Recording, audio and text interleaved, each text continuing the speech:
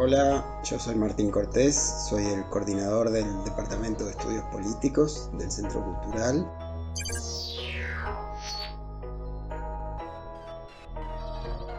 Aquí estoy como todos en casa, siguiendo las instrucciones de la cuarentena. Y bueno, nosotros estamos del modo que podemos, por la vía virtual y de las distintas plataformas de comunicación, intentando pensar distintos aspectos de esta realidad. En primer lugar, alrededor del pulso del conflicto político en la Argentina, uno podría pensar que en los primeros tiempos de la pandemia pareció instalarse una suerte de consenso general alrededor de la cuarentena que superaba las diferencias de los distintos sectores políticos, y eso de algún modo en las últimas semanas está empezando a resquebrajarse, sobre todo a la luz de una pregunta muy importante, que es la de quién va a pagar la crisis, quién va a pagar el costo de esta crisis propia de la cuarentena, que no es solo argentina sino global.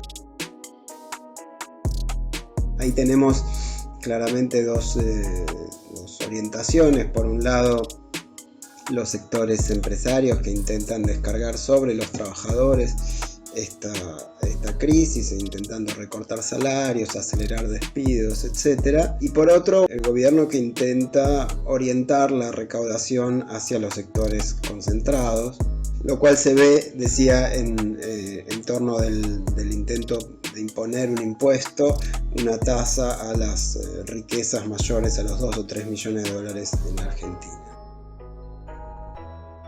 Eso como cuestión coyuntural. Ahora hay varios elementos o cuestiones interesantes y muy estructurales a discutir en torno de cómo se va a reorganizar la propia vida política, la vida en común, la vida de la sociedad argentina, pero no solamente la sociedad argentina después de la pandemia, o cuando la pandemia empiece a ceder y se tenga que reorganizar alguna forma de normalidad. Creo que hay un elemento que a nosotros nos interesa mucho discutir y que está en el centro de la escena, que es el Estado.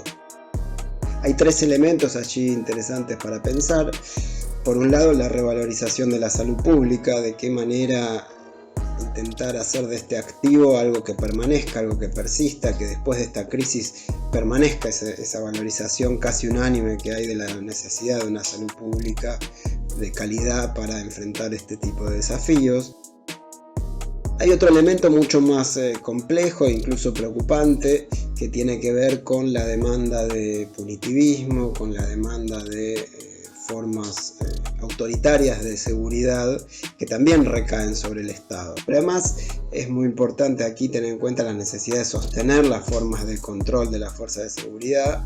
Se ha leído mucho acerca de muchos excesos, sobre todo en barrios populares, en el marco del control de la cuarentena.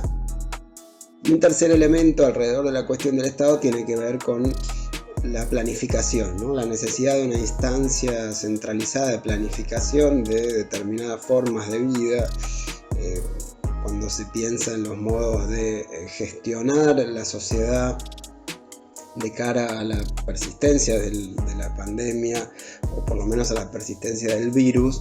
Se piensa en la necesidad de coordinar horarios de trabajo, de coordinar las formas del funcionamiento del transporte para evitar aglomeramientos de gente, y en ese sentido allí también hace falta un Estado con capacidades fuertes para llevar adelante esa planificación, pero que al mismo tiempo no lo haga de un modo autoritario. Estos son problemas actuales, son problemas muy densos y también son problemas clásicos de algún modo de la teoría política.